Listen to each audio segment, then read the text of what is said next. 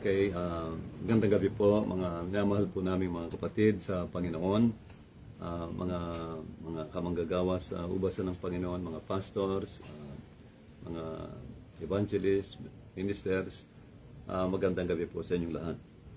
Nawa po pagpalain tayo ng Panginoon sa kanyang mga salita sa gabing ito. Tatalakayin muna itong Galatians, tsaka ito pong Romans. Mag-share po ako ng konti dito sa natalakay na natin ito actually, pero dahil marami pong baguhan sa mga kapatid na sumusubaybay, gusto ko pong i-share mabuti itong grace ng Lord sa mga Gentiles at grace ng Lord sa Israel. Itong election sa Israel. Dahil magkaiba po ng setting. Itong may tinatawag na Gentile setting, tinatawag na Jewish setting, no? In Jewish age. Iba ang panahon ng Diyos. Itong panahon natin ngayon, ang tawag ng sinasabi ng Biblia, ito ang tinatawag na panahon ng mga Hentil. Mga Gentile age ngayon po, tumatawag ang Lord sa mga Hentil na bansa para maligtas. Okay, dadalahin po natin itong Galatians chapter 4. Siguro didiretsuin na natin sa 4. Iba kasi ang panahon po ng Hudyo. Ayan ay sinabi rin ni Apostol Pablo sa Roma na pagkatapos na mausto ang bilang ng mga Hentil na maliligtas, doon palang babalik sa Israel ang kanilang salvation. Doon bubuksan ng Lord ang gospel sa kanila sa pamamagitan po ng dalawang propeta na padadala niya na natalakay na natin. Kung hindi ako magkamali, last meeting ata, no? Si Elijah at si Moses, natalakay po na yung dalawang prophet na padadala ng Lord. Doon palang magsisimula, ibabalik ng Lord ang salvation sa kanila. Pero sa panahon natin ngayon, ang panahon po natin, tumatawag ang Lord sa mga Hentil na mga bansa. Pag sinabing Gentiles o Hentil, ito yung mga hindi Israelita, hindi mga non-Jewish people sa mundo, tulad ng mga Amerikano, Filipino, Japanese, Chinese, tawag diyan mga Gentile people, yan, Gentile nations, Gentile people, no? Kaya dalawa po ang nasa Bible, no? Kaya nga ang covenant ng Lord sa Bible, dalawang covenant. Old Testament law at saka itong grace na yung New Testament. Old Testament and the New Testament, yun ang dalawang covenant ng Lord. Ang Old Testament, talagang Israel talaga yan.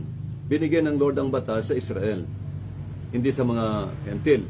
Pero itong panahon natin, itong tinatawag na bagong tipan, bagong covenant, no? Bagong kasunduan ng kaligtasan, ino-offer talaga ng Lord sa mga Hentil. Binuksan niya ang pinto ng kaligtasan sa mga hindi Hudyo. Tatalakayin po natin dito itong dalawang covenant. Galatians chapter 4, mula dito sa verse 22 hanggang 29. Yung mga pastors, minsan na hindi masyadong tinatalakay ito sa mga churches, pero napakahalaga po. Kapag nalaman ng mga tukay ito, lalo silang may educate po sa plano ng Lord, sa mga prophecies, grace ng Lord, lalo silang matutuwa. Dahil yung grace na tinanggap natin, napakadakila, napakabuti ng Lord sa mga Hentil. Sabi dito, mula 22, For it is written that Abraham had two sons, the one by a bondwoman, the other by a free woman. But he who was of the bondwoman was born after the flesh. But he of the free woman, si Sarah, siyang malaya, was by promise. Which things are an allegory? allegory, parang symbolic. For these are the two covenants. Ang linaw, dalawang covenant pala yan, Old and New Testament. For these, si Hagar at si Sarah, sabi rito, are the two covenants. The one from Mount Sinai, which gendered to bondage. Ang isa sa bundok ng Sinai, o Sinai. Old Testament yan, mga Israelita po ito. Tinipon ng Diyos sa Mount Sinai at ibinigay niya ang Ten Commandments. Yung dalawang tapyas na bato. Andun yung tinatawag na marriage covenant nila sa Panginoong Diyos. Sabi rito, yun po ang first covenant, Old Testament law. Pangalawa, itong unang covenant sa Mount Sinai, mga Israelita, which gendered to bondage. Sila raw ay nasa, ano sabi nito? Hindi malaya. Sila'y bihag. Sila'y bihag ng kasalanan, which is Hagar. Ito po, si Hagar pala yan. Si Hagar pala, simbolo ng Old Testament covenant. Ang kapatid, kaya nga, mapalad tayo Dahil ang mga hentil, nandito tayo sa pangalawang covenant. Tingnan po natin, no? Magandang mystery po ito, napakaganda. Okay, tuloy po natin, no? Unawa nating lahat. For this Hagar is Mount Sinai, Old Testament. Ang mga Israelita yan, tinipon ng Lord sa bundok ng Sinai, binigay doon ng Ten Commandments. At anong sabi rito?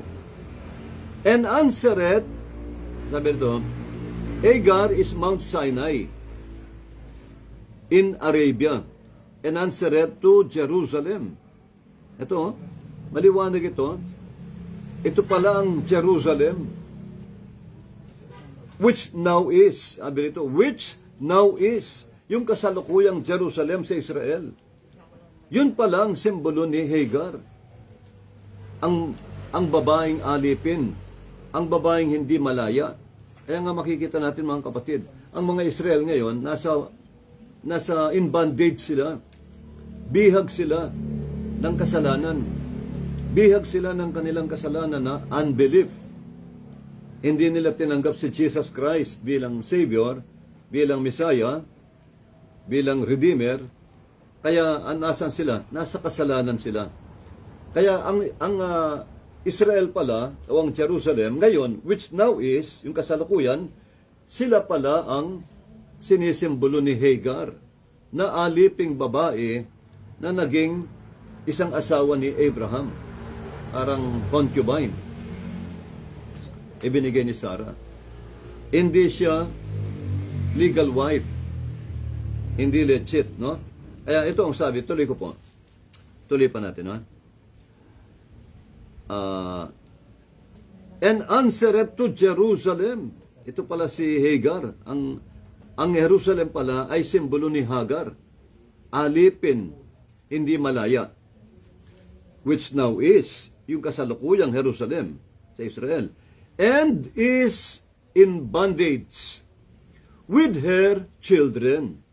Ang lino po, siya'y bihag ng kasalanan kasama ang kanyang mga anak. Sino yung mga anak ng Jerusalem? Siyempre, yung mga Israelita. Yung mga Israelita na taga-Israel, sila raw ay mga bihag, alipin, hindi sila malaya. Kaya nakakaawa sila, no? Tuloy ko po. But, ito na ang isang verse 26. But Jerusalem, which is above, kasi dalawang Jerusalem mga kapatid, merong tinatawag na earthly Jerusalem. At ang earthly Jerusalem na yan ay ang Israel ngayon. Nasa Israel ang earthly Jerusalem. At ang pangalawang Jerusalem ay yung heavenly Jerusalem. May heavenly Jerusalem.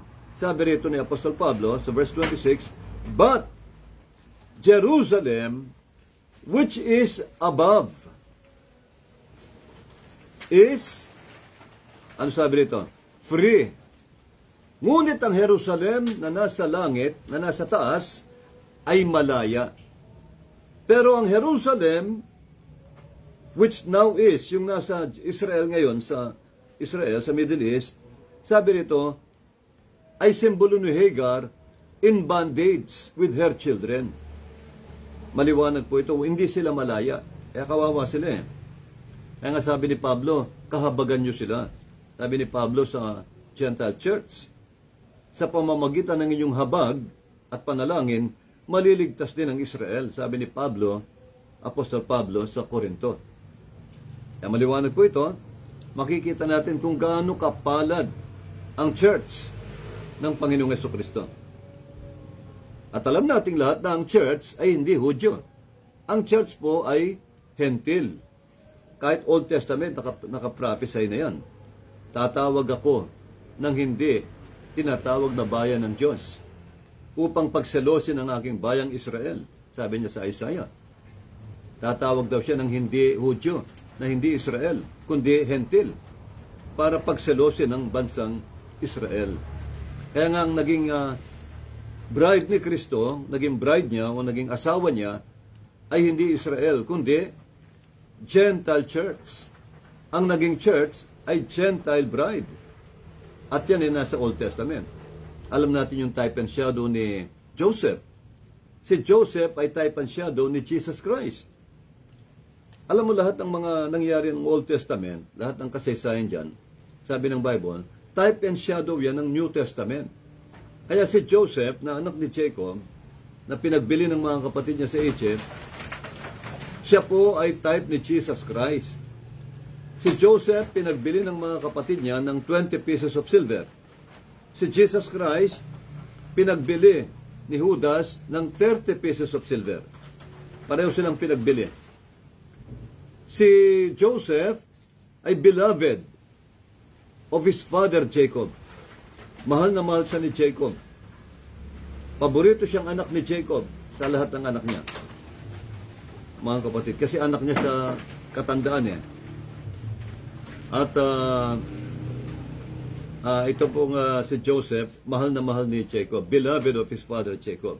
Si Jesus Christ, beloved of the Father. Sabi ng Ama, this is my beloved Son. Hear ye him. Hear you him. Ito ang minamahal kong anak. Kaya type and shadow ni Joseph ang ating Panginoong Jesucristo. O type and shadow ni Jesus Christ, si Joseph, rather, no? Kaya simbolo, parang sinisimbolo, type niya, no? Tinitipo. Okay. Si Joseph, nabartuli na sa ilalim ng lupa ng halos more or less 3 years. Nabilanggo sa ilalim ng palasyo. Talagang nandun siya, hindi siya sinisikatan ng araw. Parang, yun ay simbolo ng, alam niya, Hades, no? Simbolo ng kamatayan. Si Jesus Christ, namatay ng 3 araw, at yung kaluluwa niya, hindi ba bumaba sa kalaliman ng lupa? Sa Hades. At nang mabuhay na maguli, si Jesus Christ, binangon siya ng Ama, at glorify, nasan siya? Hindi ba umupo sa kanang kamay ng Ama? Si Joseph ganun din. Nang itaas siya ng Diyos mula sa Bartolina, sa bilangguan, sa ilalim ng lupa, itinaas siya ng Diyos, saan siya dinala ng Lord? Hindi ba naging umupo siya sa kanang kamay ni Pharaoh at naging Prime Minister ng Egypt? Makikita mo yung kasaysayan ni Joseph, talagang makikita mo talagang type and shadow talaga ni Jesus Christ, yung mangyayari kay Kristo. At last days, si Jesus Christ, sa panahon ng Armageddon at tribulation period, magpapakilala ang Panginoong Jesucristo sa kanyang bayang Israel, sa kanyang mga kapatid na Israelita, mga Hudyo, at sasabihin niyang, ako ang inyong kapatid na pinagbili niyo ng 30 pieces of silver at ipinako niyo sa krus. Last days, magpapakilala si Kristo at ang gagamitin niya ay ang 2 propeta na si Moses at Elijah na magre-reincarnate sa 2 propeta sa Israel. At doon nila ipapakilala na si Kristo talaga, si Jesus Christ, ang tunay na Christ o Savior o Messiah. At ang nagpapanggap na Christ, na Antichrist, i-reveal ito ng dalawang propeta. At dito may bubungan nila yung 144,000 at itatakas nila doon sa kabundukan. Ayon sa Bible, sabi ng Diyos, bibigyan ko sila ng dalawang pakpak ng agila para itakas sila sa Antichrist o sa dragon, no? Kay Satan, para maligtas sila sa persecution po ng Antichrist. Kaya magpapakilala si Jesus Christ sa kanila sa last days. At doon tatanggapin ng mga remnant ng Israel itong Panginoong Jesucristo. Doon lamang siya tatanggapin nila bilang Savior. Kasi ipapakilala siya ng dalawang propeta.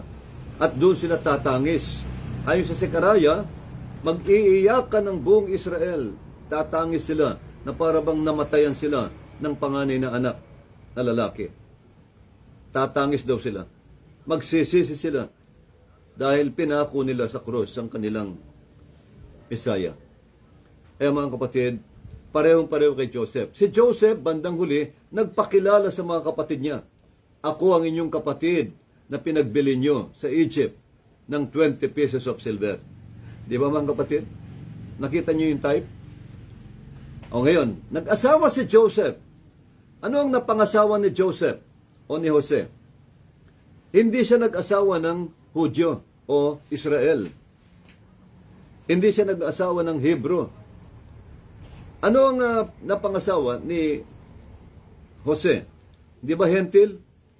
Napangasawa niya si Asenat, isang anak ng isang paring Egyptian, isang napakagandang Egyptian, no, na si Asenat. Alam mo mga Egyptian nung panahon ng Egypt, talagang yan ang pinakamagagandang babae sa mundo.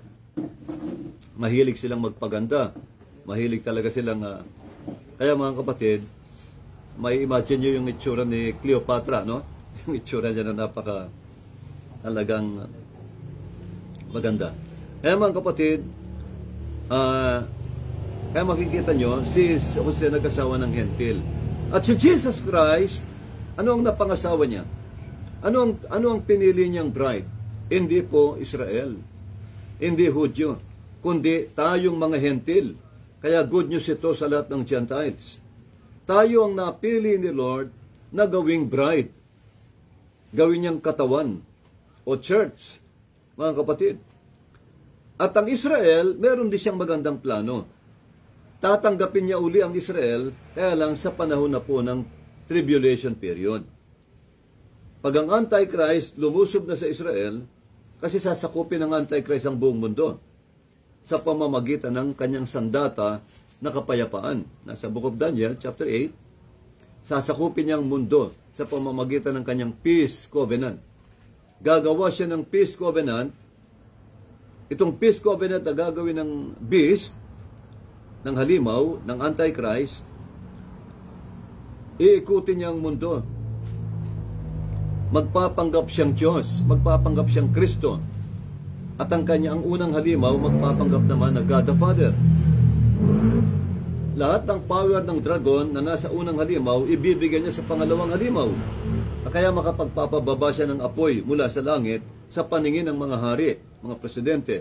Ay ayon sa Biblia, ibibigay ng mga hari ang kanilang kaharian at kapangyarihan, authority, sa halimaw. Kaya nga, sasambahin siya ng buong mundo. Itong beast na ito, mga kapatid. Kaya, sa panahong yon, itong beast, naalala ko yung dream ng isang mahal na kapatid sa Nueva Ecija. Nandun kami kagabi. Katatapos ng service, ng worship, lumapit sa akin ang isang sister na lingkod ng Diyos. Ang sabi niya, Pastor, meron akong dream, sabi niya. Meron akong panaginip na hanggang ngayon naalala ko, hindi mawala sa isip ko.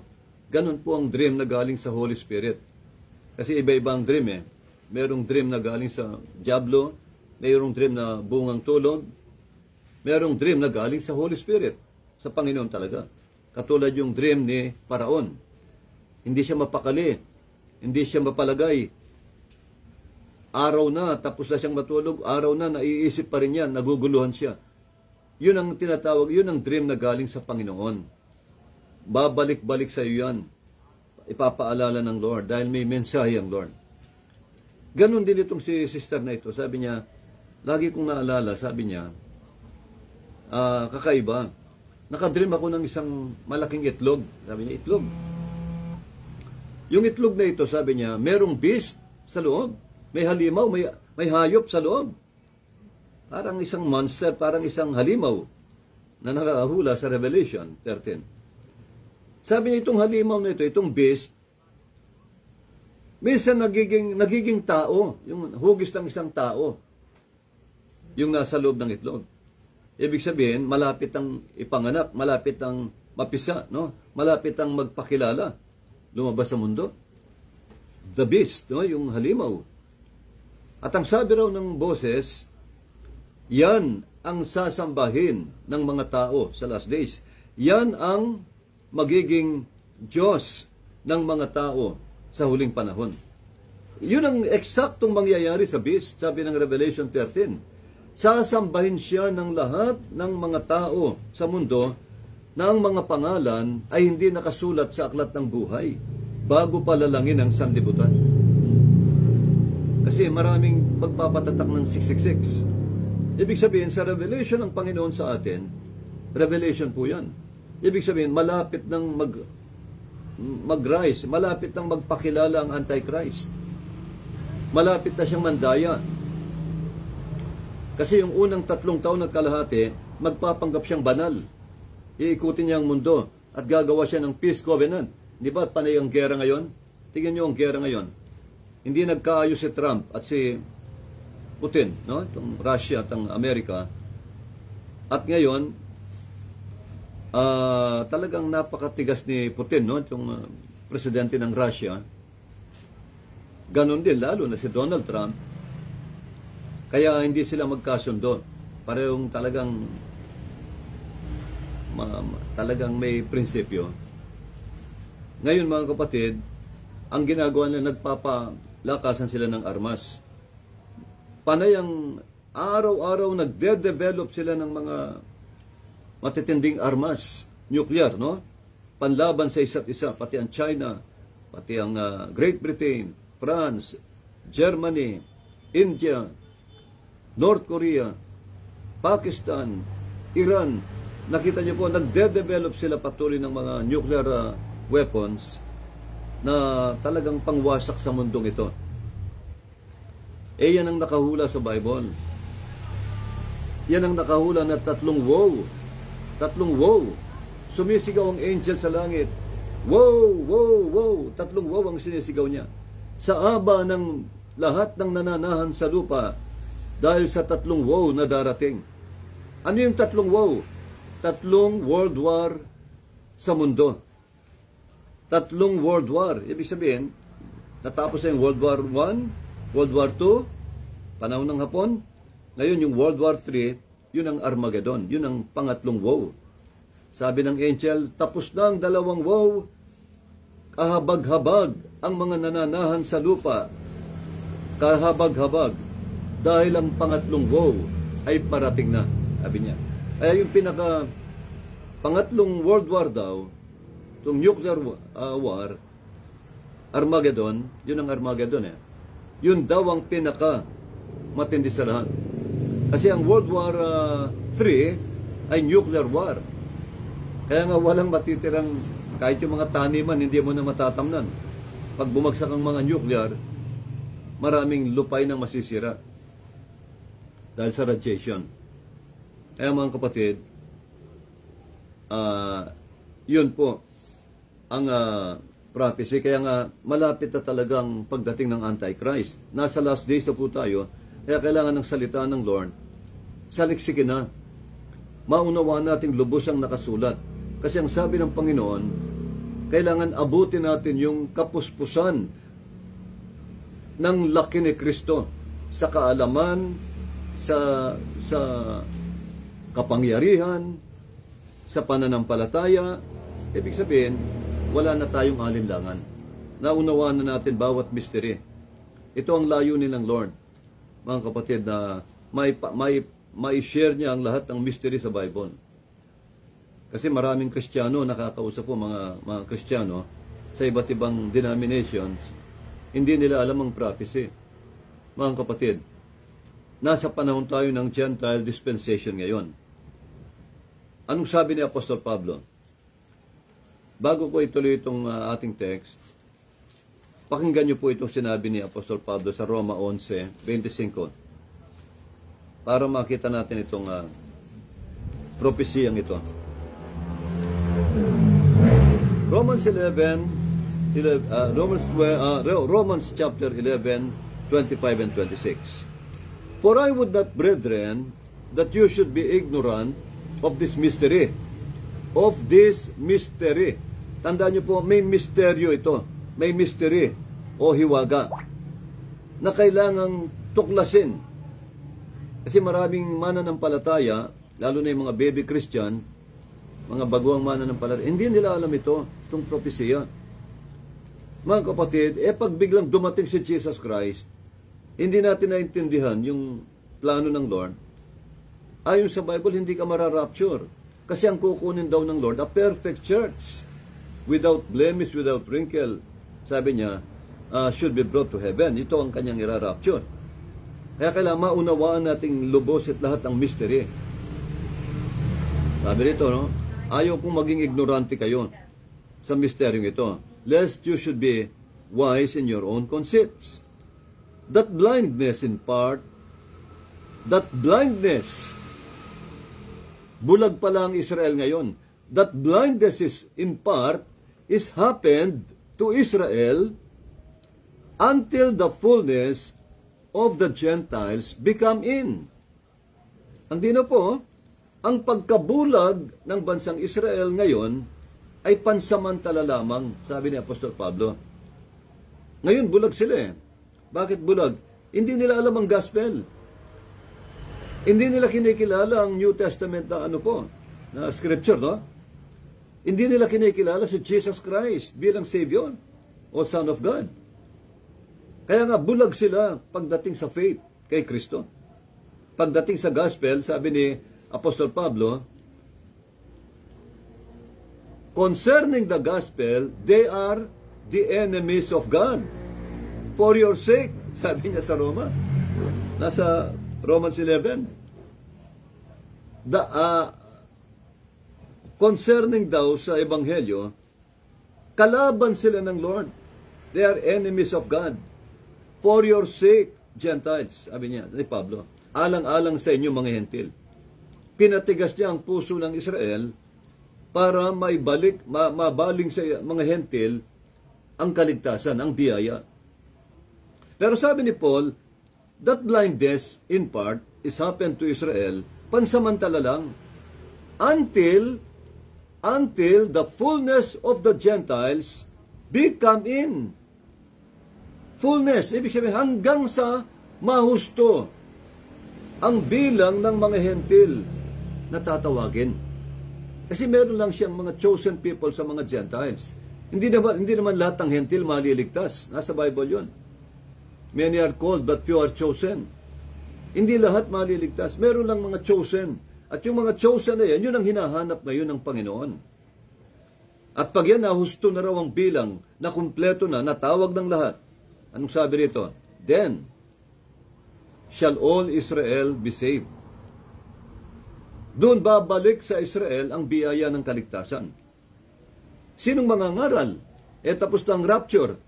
Na rapture ng mga pastors. Ang mangangaral po, isusugo niya nga ang spirit and power of Elijah and Moses. Revelation 11, magre-reincarnate muli si Elijah at si Prophet Moses. At sila ang magtatapos ng Ebanghelyo sa mga Hudyo. Maliwanag po itong mystery ito. Mystery po ito. Pero ngayon, hindi na mystery sa atin. Kasi alam na natin, hindi na po mystery. Kaya tandaan nyo, mapalad tayong mga hentil na tinawag ng Lord. Kaya nga sabi ko sa mga kapatid, samantalahin nyo yung biyaya. Huwag nyong sayangin ang biyaya ng Lord. Maglingkod kayo. Mahalin nyo ang Panginoon. Magsamba kayo sa Diyos. Yun lang ang may gaganti natin sa Kanya. Kasi dakila yung biyayang binigyan niya sa atin. Hindi tayo tao ng Diyos. Tinawag niya tayo, ginawa niya tayong bayan niya. Di ba mga kapatid, kinahabagan tayo ng Lord. Hindi tayo karapat-dapat, pero tinakpan tayo ng dugo ni Kristo. Kaya dahil sa dugo ni Kristo, ginawa tayong karapat-dapat ng Lord. Kaya mga kapatid, napakadakila ng biyaya ng Diyos sa atin. Kaya nararapat lang pong maglingkod tayo. Ibigay po natin yung talagang buong buhay natin paglilingkod sa Lord. Hindi tayo magsisisi, mapalad po yon. Kaya, ngayon, balik na tayo sa Roma. Sabi ni Pablo, itong dalawang covenant, dalawang asawa ni Abraham. Kasi ang unang asawa niyang legal wife niya si Sarah. Pero dahil si Sarah, umidad na siya ng 65, nainip siya kasi nangako ang Lord na bibigyan sila ng anak ni Abraham na mula sa kanya, no? Nung nakita niyang matanda na siya, sabi siguro ni Sarah, siguro pwede kong ibigay sa aking asawa itong alipin kong si Hagar, baka dun dadami ang anak ni Abraham. Baka yun ang plano ng Lord. Total, alipin ko naman siya. Ang mga anak ni Sarah, ni Hagar, anak ko na rin. Akin din. Alipin ko rin. Kaya sabi niya kay Abraham, sabi niya, My Lord, ibibigay ko sa iyo ang aking aliping babae na si Hagar, napakagandang Egyptian, para maging asawa mo, sabi niya. Para sa ganon, kahit man lang sa kanya, pamamagitan niya, magkaanak ako sa iyo. Kasi alipin ko naman yan, pag-aari ko yan, akin yan, yung anak niya, anak ko na rin. Si Abraham, pumayag kay Sarah. Naging asawa niya rin si Hagar, at nagkaroon sila ng isang anak na lalaki. Oro mismo, nagdalang tao si Hagar ng anak ng isang lalaki, tinawag niyang Ismael. At kasi yun ang pagkakamali ni Sarah. Ginamit niya yung sarili niyang pamamaraan. Hindi siya nagtiwala doon sa sinabi ng Lord na kaya siyang bigyan ng Diyos ng anak. Kaya bandang huli, yun ang pinag-aawayan nila ni Abraham. Dahil nga nagmamataas na ito si Hagar, sabi niya, mas mamahalin ako ng aking asawa nito kasi may anak na kami. Si Sarah, wala silang anak. Nagmataas siya. Kaya nga, tinitingnan niyang mababa si Sarah. At nakita ni Sarah yon, kaya nagalit siya. Ano sabi ni Sarah? Ni Sarah sa kay Abraham? Sabi niya, palayasin mo ang aliping babaeng yan. Cast out the bondwoman and her child, sabi niya. For the child of the bondwoman shall not be heir, sabi niya, with my son. Sabi niya. Di ba sinabi ni Hagar yon? Ay, ni Sarah yon? Kasi maya-maya, binigyan na rin siya ng anak ng Panginoon eh. Yung sinabi ng Lord na, yun ang tinatawag na son of promise. Son of promise. Anak sa pangako. Kasi, baog si Sarah. Hindi lang baog. Nag-menopause na. Wala na, hindi na siya pwedeng magkaanak.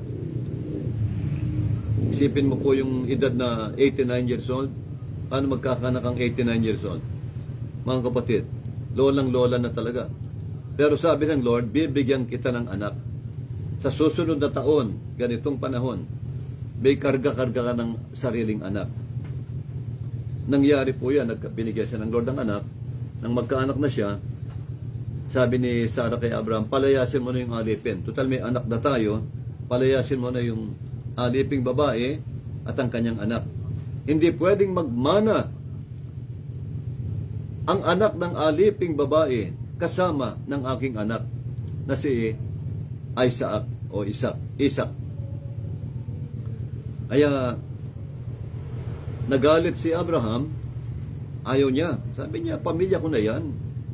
In the first place, hindi ko naman niligawan yan. Hindi akong may kagustuhan yan, ikaw. Binigay mo sa akin yan ng kusang loob. Ngayon, pamilya ko na siya, anak ko ang pinanganak niya, kaya hindi ko pwedeng palayasin, sabi ni Abraham. Yun ang pinag-awayan nila. Ngayon, isang gabi, nangusap ang Panginoong Diyos kay Abraham. Kinausap siya ng Panginoon, sabi ng Panginoon kay Abraham, Abraham, sabi niya, sundin mo ang iyong asawa na si Sarah. Sundin mo siya na paalisin mo ang aliping babae at ang kanyang anak. Nalungkot si Abraham doon nalungkot siya.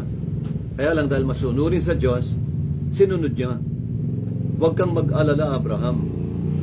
Dahil anak mo yan, binhi mo yan, hindi ko sila pababayaan, sabi ng Diyos. Doon na-comfort si Abraham, doon siya na-comfort siya.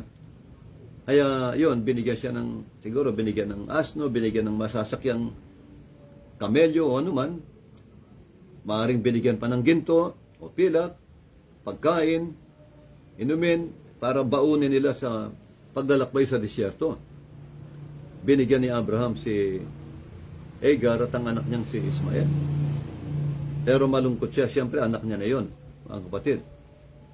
Ngayon, ito ang sabi ni Apostol Pablo. Yun ang dalawang asawa ni Abraham. Si Hagar, sabi niya, ang aliping babae ay sinisimbolo ng bansang Israel, sabi niya. Siya ang Jerusalem. It corresponds to Jerusalem, which now is, and is in bondage with her children. Ang linaw po, ang Israel pala ngayon ay nasa kasalanan, bihag ng kasalanan. Hindi siya malaya dahil simbolo siya ni Hagar. At si Ismael, anak ng aliping babae, ay simbolo ng mga Israelita. Anak na hindi malaya.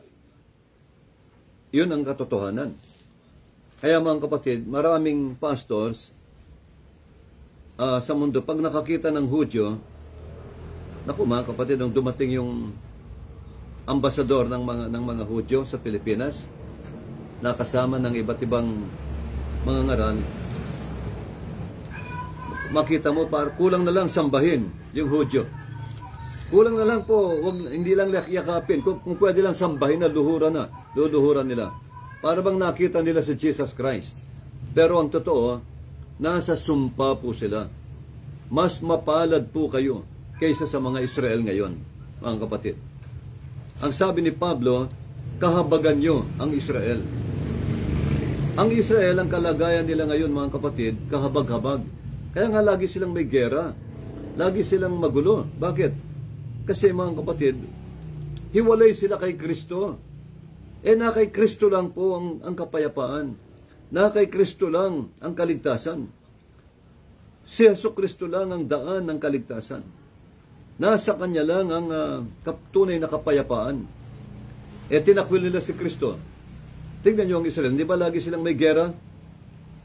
Lagi silang nilulusob ng mga Muslim, laging nakikipagbombahan, barilan, laging may namamatay, laging may nakaburol sa Israel, laging may tumatangis. Dahil po, tinakwil nila ang kanilang Mesaya, wala silang kapayapaan. Yun ang katotohanan. Balik po tayo sa Galatia.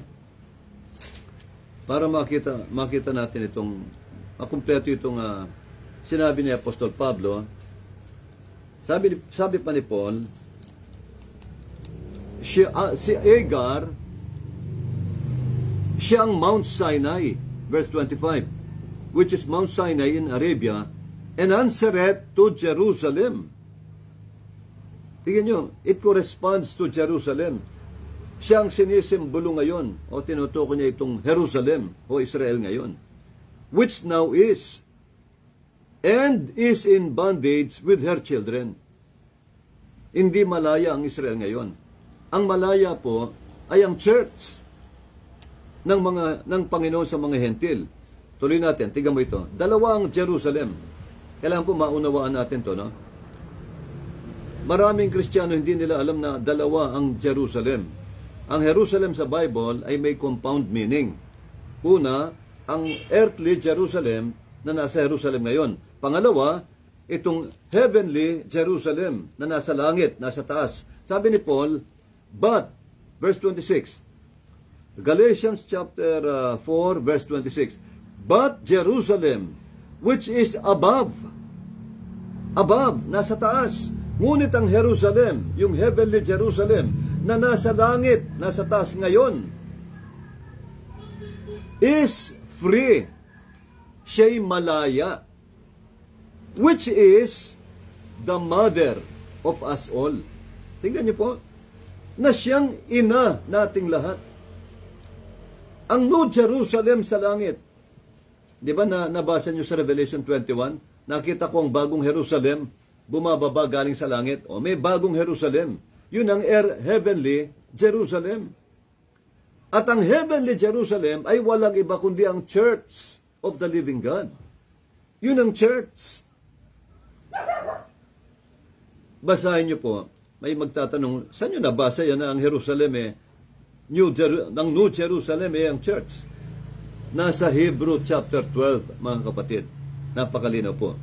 Hebrew chapter 12, mula 18 hanggang 22, malinaw dyan. Sabi ng Bible, ang New Jerusalem ay walang iba kundi ang Church of the Firstborn. Sino ba ang firstborn? Si Jesus Christ. Firstborn from the dead. Kaya nga maliwanag, pinaliwanag ni Apostol Pablo yung great mystery. Ang mystery ng bagong Jerusalem ay hindi po building. Ang bagong Jerusalem sa langit ay church. Ini-imagine natin nung araw, meron tayong building ito ng Lord, palasyo ito ng Lord, building ito. Mali po. Sa langit po walang building. Pinaliwanag yan ni Apostol Juan dahil dinala ng Diyos ang Espiritu niya roon. Wala pong building sa langit. Pakinggan nyo ito. Nireveal ito ng Panginoon. No? Nang dali ng Lord ang Espiritu ni John sa langit, nakita niya ang New Jerusalem. Sabi ng angel, halika Juan, come hither, John. Sabi ng seventh angel. Sabi ng angel, I will show unto you the bride of Christ, the bride of the Lamb, the wife of the Lamb of God. Meron palang asawa si Jesus Christ, o bride, o nobya. Pakikita ko sa iyo. At nang ipakita ng angel, anong pinakita niya? Ang church, ang New Jerusalem, ang city of God na napaka-liwanag at nagniningning sa langit. Akala ng iba ang New Jerusalem ay building o templong semento o yari sa ginto. Mali. Hindi po tignan natin. Ang New Jerusalem ay church. Pinaliwanag ito ni St. Paul sa aklat ng Hebreo 12. Tingnan niyo po itong Revelation 21, verse 22. Inireveal ni Apostol Juan, John the Beloved, ang langit, kung anong nakita niya sa langit. Anong sabi ni John? And I saw no temple therein. Sabi ni John, no? Verse 22, Revelation 21. At wala akong nakitang building sa langit. Sabi niya, wala akong nakitang templo doon. Yung templong gawa ng kamay ng tao o building, walang building sa langit. At wala ring bundok. Ang bundok sa Revelation na tinutukoy sa Revelation 21 ay hindi po ito literal na bundok. Ito po ang church. The mountain of God o tinatawag the Mount Zion of God, yun po ang church. Mababasa natin yan sa Hebreo. Ito po, napakalinaw nito. Bago tayo manalangin, hindi ko pa kakahabaan ito po, no? Pero napakagandang topic dito. Para makita nyo itong mga mystery ito. May mga hiwaga na hindi pa natin minsan nakikita, pero inahayag ng Diyos sa atin. Kaya sa gabing ito, pinapaalam ng Panginoon sa atin itong mystery ito na pinakikita ng Lord, ang mystery of the kingdom of God. Pakinggan natin ang revelation ng Lord sa Hebreo 12 mula po dito sa 18. Sabi rito, "For you are not come unto the mountain that might be touched, and that burned with fire, and nor unto blackness and darkness and tempest, and that sound of the trumpet, and the voice of the words," yung mga powerful voice ng God the Father, nang ibigay niyang 10 Commandments, dumadagundong, natatakot ang Israel. "Which voice they that heard, entreated that the word should not be spoken to them anymore." Nakiusap sila, "Moses, wag na ang Diyos ang magsalita. Mamamatay kami sa takot. Ikaw na lang, Moses, ang magsalita sa amin. Makikinig na kami." For they could not endure that which was commanded. And if so much as a beast, isang animal, touch the mountain, Mount Sinai, it shall be stoned to death, or thrust through with a dart, sisibatin. And so terrible was the sight that even Moses said, "I exceedingly fear and tremble," or quake. Ang linaw po ng sabi ng Bible. Sabi ni Apostol Pablo, tayong nasa church ngayon, tayong mga tinawag ng Lord sa panahon ng Gentile setting, no? O age, hindi tayo dinala ng Lord sa bundok ng Sinai o sa literal na bundok na mahihipo, na kung saan nandun ang tinig ng Diyos na dumadagundong, may kidlat, may kulog. Talagang nakakakilabot. Takot na takot ang Israel. Yun ang first covenant, yun ang Hagar. Hindi tayo dinala ng Lord doon sa Mount Sinai. Saan tayo dinala? Meron ding pinagdala ng Lord sa atin na bundok, pero hindi Sinai. Tandaan nyo, ang bundok ng church ay ito. Tuloy ko po. Verse 22. Hindi tayo, you are not come unto the mountain that might be touched. Hindi kayo dinala sa Mount Sinai. Saan tayo dinala? Doon sa bundok na hindi nahihipo. Ibig sabihin, hindi literal na bundok. Hindi po ito literal, kundi symbolical. Ang sabi nito, but, dito sa verse 22, but you are come unto Mount Zion. Ang linaw, oh. Ngunit kayo na mga believers kay Kristo, ay mga Kristiyano ngayon, New Testament, dinala kayo ng Diyos sa bundok ng Zion o Zion. Hindi sa Mount Sinai. Dalawang bundok po eh. Mount Sinai, Old Testament. Mount Zion, yun ang church, New Testament. Yun ang simbolo ng church, Mount Zion. Maraming mga Kristiyano hindi nila alam ang simbolo ng church. Ang church hindi lang body of Christ. Isang simbolo, the body of Christ. Di ba? The temple of God. Ano pa? The household of God. Yan ang church eh. Pero itong mga mystery ito, hindi nila alam. The Mount Zion of God. Yun ang church. Isang symbol ng church. The Mount Zion of God. Dinala kayo ng Lord sa bundok ng Zion. And, may kama, no? Zion, kama. Ibig sabihin, meron pang symbolic. Meron pang simbolo. Ano pang sumunod? And, unto the city of the living God. Kama. Meron na namang kasunod. Ang church ay simbolo raw ng Mount Zion. Dinala kayo ng Lord sa body of Christ, sa Mount Zion, sa church, sa city of God. Ang church ay tinatawag din po ng Lord na the city of God. Kama, meron pang kasunod. Pangatlo, ito pang symbol ng church. Pangatlo, the heavenly Jerusalem. Ang linaw po, ang church, dinala raw tayo ng Lord sa heavenly Jerusalem. Hindi sa earthly Jerusalem. Mga Israel lang nandun. Ang mga hentil na naligtas at napasama sa church, dinala ng Lord sa heavenly Jerusalem. which is the church of the living God. Kama, meron pang pang-apat. Ano pang simbolo ng church? Dinala tayo ng Lord and to an innumerable company of angels.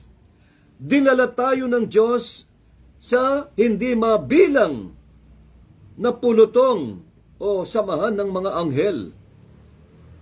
Ibig sabihin, ang church ay sinisimbolo ng Lord na innumerable company of angels. Kasi sabi ni Kristo, pagdating ng araw ang church, para kayong mga anghel doon na magliliwanag. Pangapat, panglima, ito yung mga symbol ng church. Ito kama, innumerable company of angels, kama, panglima, to the general, dinala tayo ng Diyos to the general assembly and church of the firstborn. O, tignan nyo.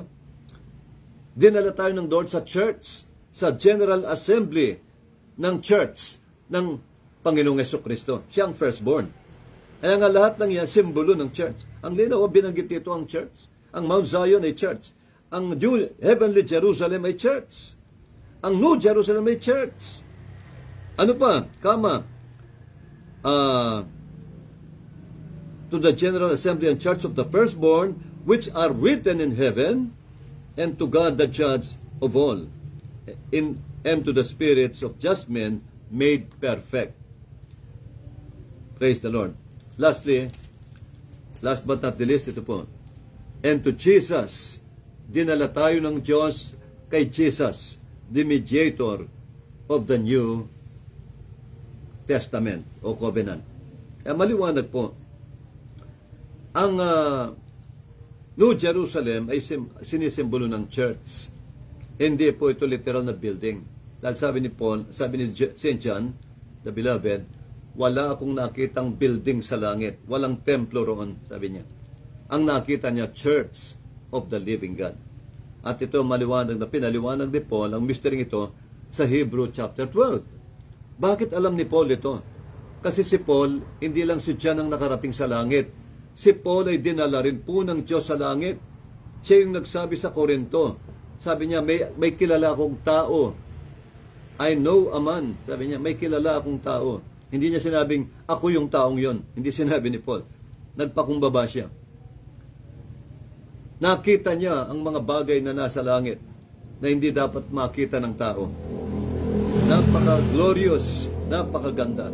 Nakita ni St. Paul ang mga bagay-bagay sa langit. Kaya nga, nagkaroon siya ng kaalaman tungkol sa New Jerusalem, tungkol sa City of God, tungkol sa Mount Zion.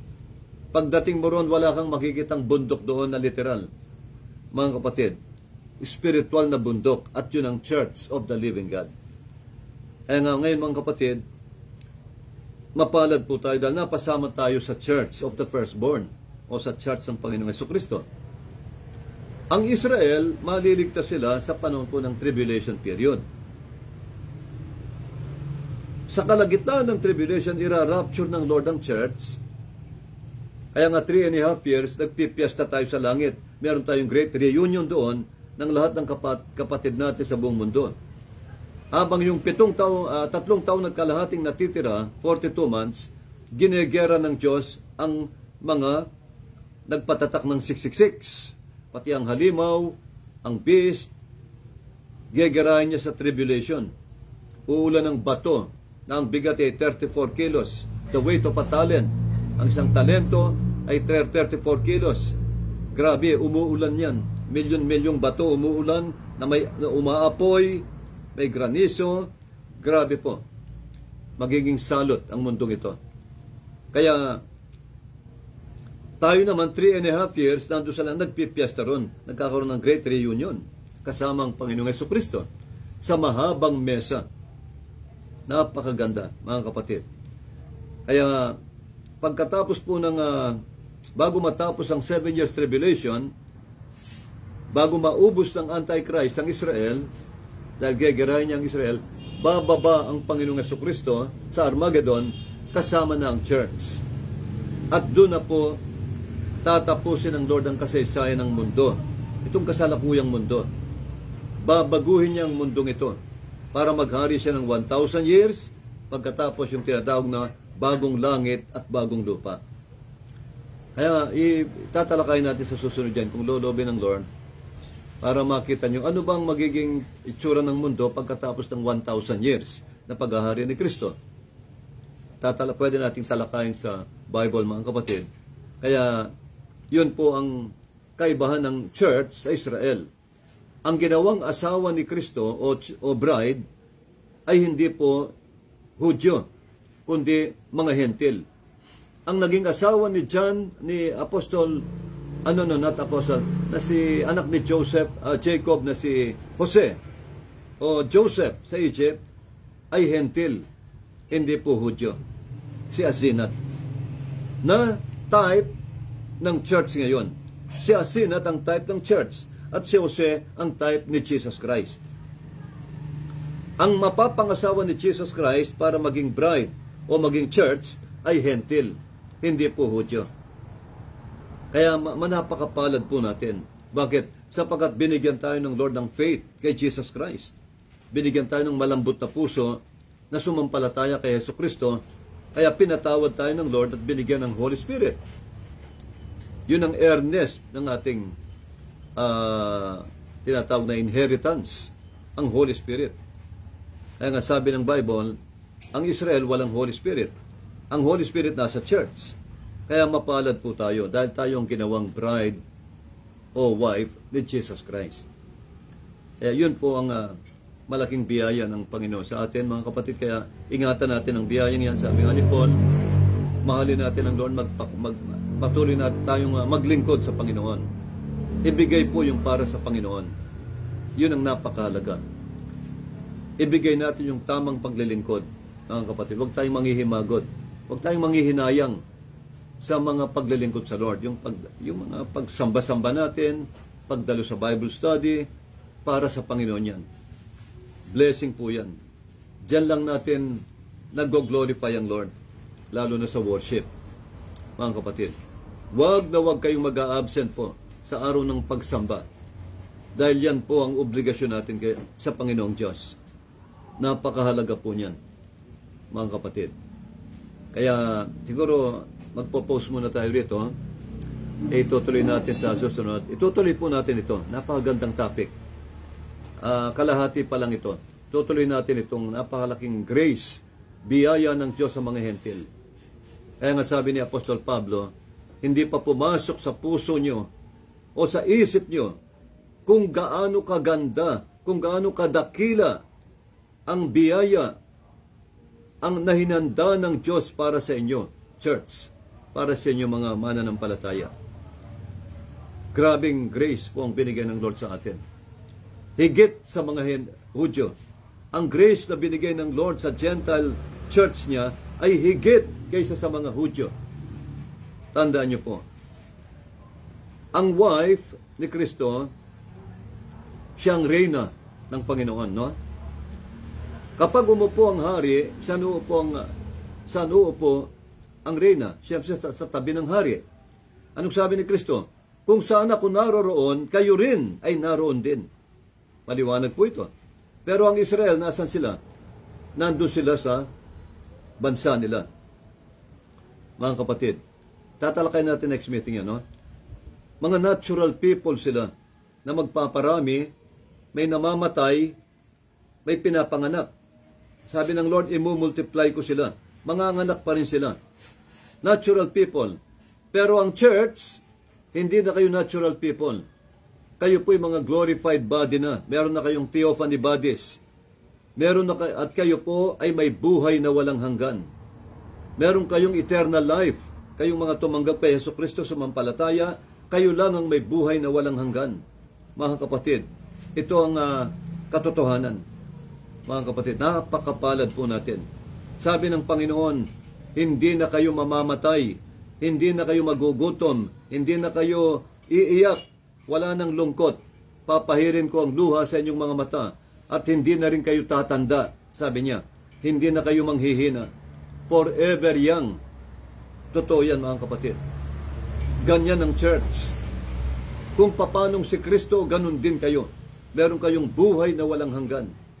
Grabe ito mga kapatid, hindi biro ito.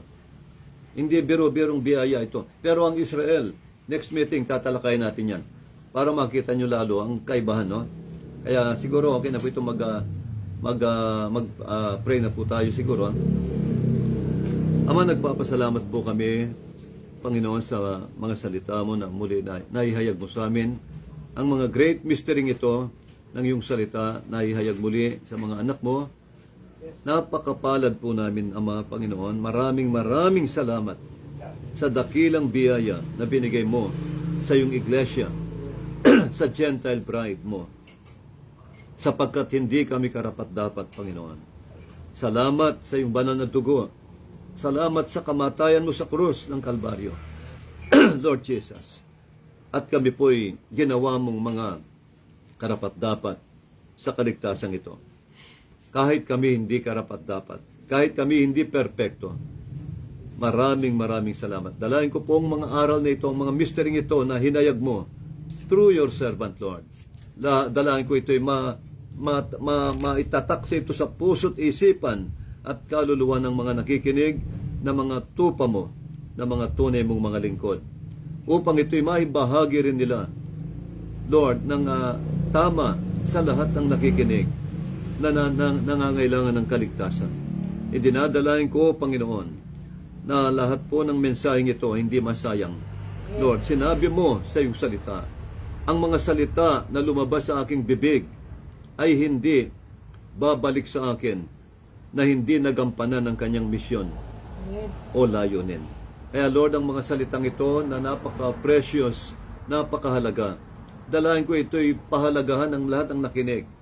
At magalak sila sa iyo, maglingkod sila sa iyo, dahil hindi lahat ng tao ay binibigyan mo ng buhay na walang hanggan. Ang church lamang, ang mga sumampalataya lamang ang nakiisa kay Kristo sa bugtong na anak ng Diyos, sila lamang ang may buhay na walang hanggan. Kahabagan mo po ang mga taong nasa lusok ng kasalanan. Kahabagan mo ang mga Kristiyanong mananampalataya na kulang pa ang kaalaman. Panginoon, ilapit mo po sila sa programang ito upang lahat sila ma-educate, maunawaan nila ang mga misteryo o hiwaga ng iyong mga salita. Kaya Ama, nagpapasalamat po ako. Salamat kay Sister Feli, sa kanyang pamilya. Patuloy kong dinadalangin ang kanyang mga mahal sa buhay. Pagpalain mo po. Ganon din ang kanyang pinsan na si Brother Francisco Ferrer, Lord, na nakikinig pala sa amin. Pagpalain mo siya. Ganon din sila Sister Vicky sa lugar po ng Mindoro, na ngayon may prayer request ang kanilang lupa na ipinaglalaban sa korte. Tulungan mo silang manalo, Lord. Ang kanyang may-ari talaga ng lupa na nagsampa na sa korte upang makuha ang kanyang lupa na talagang kanya. Tulungan mo siyang magtagumpay. Tulungan mo, Sister Vicky, na maibalik ang lupa niya doon. Pagpalain mo ang kapatid na ito at panghawakan. Ganon din lahat ng kapatid namin sa iba't ibang panig po ng Pilipinas, ng Nueva Ecija, Tarlac, Pampanga, iba't ibang probinsya. Ganon din po sa iba't ibang parte ng mundo na ngayon mga kapatid na naghahanap buhay doon. Ingatan mo po silang lahat. Lord, nakikita mo lahat ng mga kapatid namin. Ingatan mo sila. Panghawakan mo sila. At dalahin ko, Lord, na Lord, makabalik silang muli sa bansang ito ng may dakilang tagumpay at Lord, at ligtas, Panginoon. Panginoon, salamat po ang mga pastor na nakikinig, na mga lingkod mo, kamanggagawa namin. Dalahin ko po na, Lord, lahat kami magkaisa sa pananampalataya. At ang mga salita mong ito mai-share din nila sa kanilang mga tupa, Lord, ayon sa iyong mga revelations. Lord, salamat po sa pagpapala mo sa ministry ito. Salamat sa mga nakikinig na patuloy mo pong inilalapit, Panginoon. Patuloy kang magdala ng maraming makikinig sa mga salita mo sa programang ito upang marami po ang maligtas, Panginoon. Maraming salamat. Patuloy mo kaming kahabagan, Panginoon. Ganon din ang aking mga kamanggagawa, Brother Val, Brother Romy, Sister Feli. Pagpalain mo silang lahat, Lord, sa lahat ng bagay. At adalain ko ang kapayapaan ng mundo. Si Trump, Donald Trump ng Amerika at Vladimir Putin ng Russia.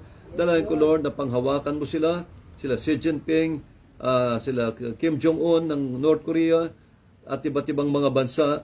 Dalangin ko po na silang lahat ay, Lord, pigilin mo Kontrolin mo upang hindi sumiklab ang gera.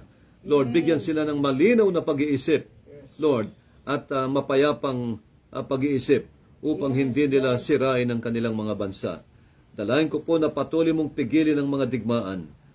Dalayan ko ang kapayapaan ng Israel at ganoon din po ng Iran. Dalayan ko po na patigilin mo ng Iran sa kanyang Lord, panggigera sa Israel, at ganoon din po ang Cambodia at itong Thailand, pahintuin mo ng mga digmaan, Panginoon.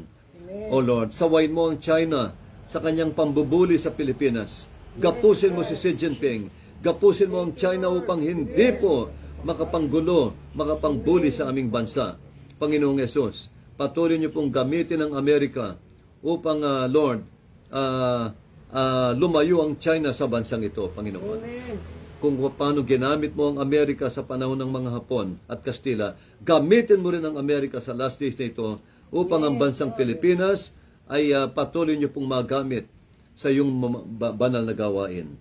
Kaya Lord, salamat po, kahabagan mo ang aming bansa, dalayan ko ang kapayapaan ng aming gobyerno, tulungan mo si Bongbong Marcos sa kanyang paggogobyerno, patuloy mo siyang panghawakan, bigyan ng lakas, bigyan ng talino at karunungan upang mapagtagumpayan niya lahat ng Lord, ang pagsubok sa bansang ito at magtagumpay siya na may angat ang aming bansa. Dalayan ko po na sawayin mo lahat ng mga oposisyon. Gapusin mo lahat ng kumakalaban sa gobyerno. At ang tiyablo gapusin mo rin, Lord, upang hindi maging magulo ang aming bansa. Maraming salamat, Ama, sa tanging pangalan ng aming Panginoong Jesucristo. Lord God, ito lahat po ang aming dalangin. May pasasalamat dahil tinugon mo na ang aming mga dalangin. In Jesus' name, Amen. Amen. God bless you po. Magandang gabi po sa inyo lahat. Thank you, Lord. Thank you, Lord.